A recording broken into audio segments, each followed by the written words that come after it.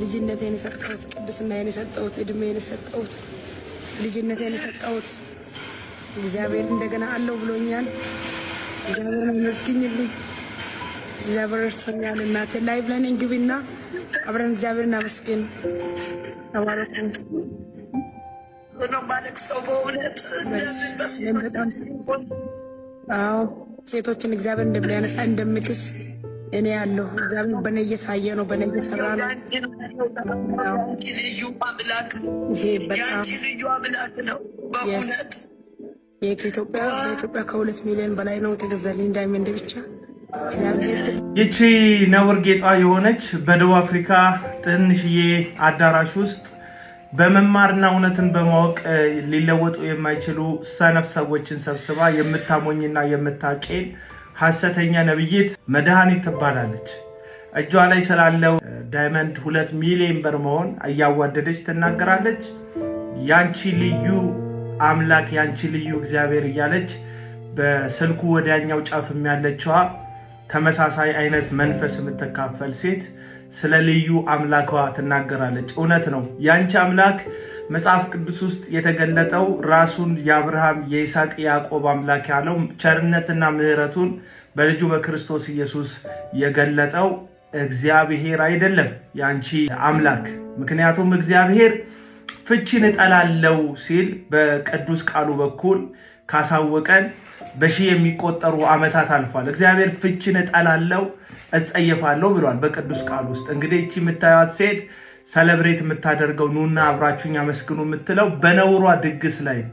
ይሄ የነውር ድግስ ደግሞ እንግዲህ ትዳሯን ፈታ ትዳሯን አታ የኖረች ያለች ሴት ናት። በሌላ ትዳር ለማቋቋም ጥረት የምታደርገው ድሮ ነውርና አመት ሲደረግ መደበቅና ጨለማ ያስፈልጋል። አሁን ግን እግዚአብሔርን የማይፈሩ ሰውን የማያፍሩ እንዲህ ያሉ ሰዎች በፕሮቴስታንቱ ውስጥ ብቅ ብለዋል። የዚችም ሴት መጋዘን ውስጥ ልክ እንደዚሁ ተመሳሳይ አይነት የህይወት መንገድ የሚሄዱ በዝማሬዎቻቸው የምናውቃቸው ሐሰተኛ ዘማሪያን በሷ መድረክ ላይ ተጋብዘው ሲያገለግሉ አይተናል። ልክ እንደ ወርቅነህ አላሮ ያሉ ሐሰተኛ ዘማሪያን የምላቸው ህይወታቸውና መዝሙራቸው ለየቅል የሆኑ ሰዎችን ነው። እንደነዚህ ያሉ ዘማሪያን መድረኳን የሚጋሩላት ልክ ዘርፌ ከበደ የምትባል ሴት ጨምሮ ማለት ነው። እነዚህ ሴቶች ሄዶ መድረኳን የሚያሞቁላት ስለ ህይወት ግድ የማይላቸው ስለ ጽድቅ ስለ ቅድስና ምንም አይነት ትኩረት የሌላቸውን ዘማሪዎች ነው ሐሰተኛ የምላቸው። ሰሞኑንም እንግዲህ አንድ ጥያቄ እየጠየቅኩ ነበር ከዳግማዊ ጥላሁን ጋር ተያይዞ።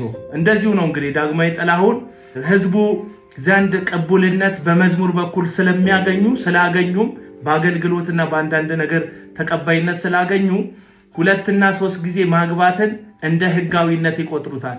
መጽሐፍ ቅዱስ እንደዚህ ብሎ ያስተምራል ወይ? አገልጋይ በህይወት ምሳሌ መሆን የለበትም ወይ ብላችሁ ስትጠይቁ ፈራጅ አንተን ማን አደረገ? እግዚአብሔር ነው መፍረድ የሚችለው፣ ኃጢአት የሌለበት ይውገረው የሚል ከአውዱ የተገለጠለን ጥቅስ አንዳንድ ሰዎች ሲጠቅሱ ትመለከቷቸዋላችሁ። እውነት ቤተክርስቲያን ባለቤት አላት። እውነት ለቤተክርስቲያን ግድ የሚለው ትውልድ ለቤተክርስቲያን ግድ የሚለው በተለይ ለፕሮቴስታንቱ ሰርክል ግድ የሚለው አባቶች አሉ።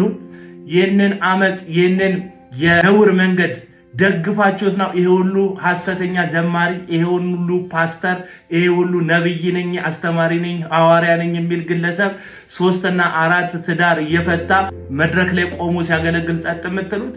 ወይስ መጽሐፍ ቅዱስ 2 እና 3 ትዳሮችን ከባለቤት ጋር በሞት ሳይለያዩ በዝሙት ምክንያት ትዳር ሳያጡ እንዲሁ ዝም ብሎ በዘፈቀደ ማግባት ይቻላል?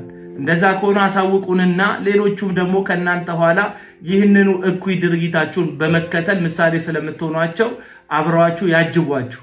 ትክክል አይደለም፣ መጽሐፍ ቅዱስ አይደግፍም፣ እግዚአብሔር ፍቺን ይጠላል፣ ይህ ነውር ነው የምትሉ ከሆነ ደግሞ እንደነዚህ አይነት ነውረኞች ሰዎች ጋር ሄዳችሁ ባለማገልገል አብራችሁ ባለመቆም ነውርን ደግሞ በአደባባይ በመጸየፍና ትውልዱን ስለ ትዳርና እግዚአብሔር የሚወደውን ሐሳብ በመግለጽ እንድታበረቱ ትላለውና 2 ሚሊዮን ብር አወጣ ቀለበትሽ 3 ሚሊዮን ብር አወጣ ቀለበትሽ ከነውር የሚገኝ ከአመጽ የሚገኝ ምንም ነገር ትውልዱን ዲያስቀና አድርገሽ በሚያብለጨልጭ ነገር መምጣትሽ የነውረኝነትሽ አርማ ሆኖ ሊታይልሽ ይችላል እንጂ እንደው እግዚአብሔር ረዳት ምናምን ብለን የምንደነቅበት ነገር አይደለም። እግዚአብሔር አዎ ይረዳል። እግዚአብሔር ግን እርሱ ካለው ካሰመረው ቃሌ ነው ትእዛዜ ነው ካለው ነገር ውጪ አልፎ የራሱን ቃል ተጣልቶ ሰዎችን ይባርካል የሚል ትምህርት የሐሰተኝነት ትምህርት ማሳያ ነው። እግዚአብሔር እንግዲህ ቤተሰባችሁን ህይወታችሁን ይጠብቅ። እንደው ትዳር ባይፈታ ጥሩ ነው። ከፈታችሁ ግን ያለ ዝሙት ምክንያት ከሆነ ደግሞ ጸንታችሁ በእግዚአብሔር ጸጋ መቆሙበት ምህረት ብትፈልጉ ጥሩ ነው።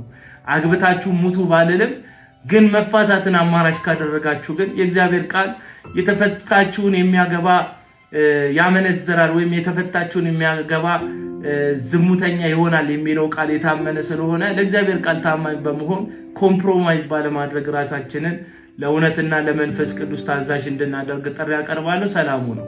አሁን የምንለው ድግስ እንግዲህ ከሁለቱ ወጣ ያለ ነው። የሚወጣውም ገንዘብ በጣም ብዙ ነው። በጣም ብዙ ገንዘብ ይወጣበታል። አልባሳቱ፣ ሙዚቃ መሳሪያው፣ የመድረክ ዝግጅቱ፣ ዴኮሬሽኑ፣ በቃ በዛ ዙሪያ የሚፈሰው ገንዘብ እኔ ሲነግሩኝ አንዳንዴ ለአንድ ድሃ አይደለም ለ100 ለ200 ለ500 ድሆች ቤት የሚሰራ ወይም የሥራ መጀመሪያ በጀት የሚሆን አባት እናት የሌላቸው ልጆች ምናልባት እዚህም ሰብስበን እዛ ነው የምናደርገው ሊሉ ይችሉ ይሆናል፣ አላውቅም። ይሄንኑ ግን በድግስ መልክ አለማድረግ አይቻልም? በሌላ መንገድ አይቻል ይሆን? እና ይሄ ሁሉ ግን ሆኖ አይመስለኝም። ቅድም ያልኩት መዋስ መበደር ልማድ ስለሆነብን በፈረንጅ ሀገር ስለሚደረግ በሌሎች ዓለማት ስለሚደረግ የኛ ስለምን አይሆንም? እንዲያውም እኔ ከነ ማስረጃው ቆይ እንትና ያደረገው ኮንሰርት የማንን ነው ኮፒ ያደረገው ተብዬ እንኳን ብጠየቅ አንዳንዱን አውቀዋለሁ። የሚደረጉ ነገሮች ሪሊ ኦሪጂናሊቲ ቢኖራቸው በቃ ባንተውስ የተወለደ ነገር ቢሆን ከማንንም ኮፒ ያላደረግከው ማንንም ያልተዋስከው ማንንም ለመምሰል ያልታገልክበት እግዚአብሔር የሰጠህ ንጹህ ጸጋ ብታካፍል የሚገኘውን ያህል ፍሬ ይሄኛው ያስገኝ። ምንድነው ግቡ? ግቡ ገንዘብ ማግኘት ነው። አለቀ። ፌል አረግን። በቃ እዛ ላይ ፌል አረግን። ግቡ ገንዘብ ማግኘት ከሆነ ግቡ ዝና ነው። አለቀ። ፌል አረግን ነው የሚል መልስ ካለው ማለት ነው። አዎ ዝና ነው ከተባለ ወደቀ። ግቡ እንትና ስላደረገ እኔ ስለምን የሚል ኮምፒቲሽን ስፒሪት ኦፍ ኮምፒቲሽን ነው። ሰውየው ፌል አረገ እዛ ጋር። ሌላው አይ ዶንት ኖ እንግዲህ አንተ ትወጣለህ ታሳያለህ፣ እኔ እወጣለሁ አሳያለሁ፣ እኔ እወጣለሁ አሳያለሁ። እኔ መንፈሱን ያደርግብኛል ማለት የለም ብለው መንፈሳዊነቱን ይወስድብኛል። እና አሜን በሉ ሃሌሉያ በሉ አይን ጨፍን ሊባል ይችል ይሆናል። በእውነት ግን ጠብ የሚል ነገር ስለመኖሩ እኔ እግዚአብሔር ይወቅ እርግጠኛ አይደለሁ። ይሄ ኮንሰርት ባህል፣ የዜማ የዝማሬ ድግስ ባህል ከዓላማው ጀምሮ በቃ እኔ ያስፈራኛል በግሌ አይመቸኝም።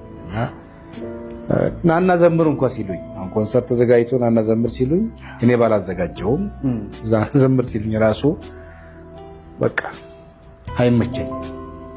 እንዳልኩ ነው። ትንሽ ጉባኤ ይሁን ትልቅ ይሁን በአምልኮ ቦታ ለአምልኮ ተብሎ ግልጽ ለሆነ ዓላማ ተብሎ የተዘጋጀ አጠር ያለ ፕሮግራም ላይ አገልግዬ ባርኬ ኮንፈረንስም ከሆነ ተከታታይ ቀናት ስዘምር ስባል እዘምራለሁ፣ ቃል አካፍል ሲሆን ቃል አካፍላለሁ። በዚህ መልኩ የሚደረግ አገልግሎት ነው የሚጠቅመንም የጠቀመንም ትክክልም መስሎ የሚታየኝ ለማለት ነው።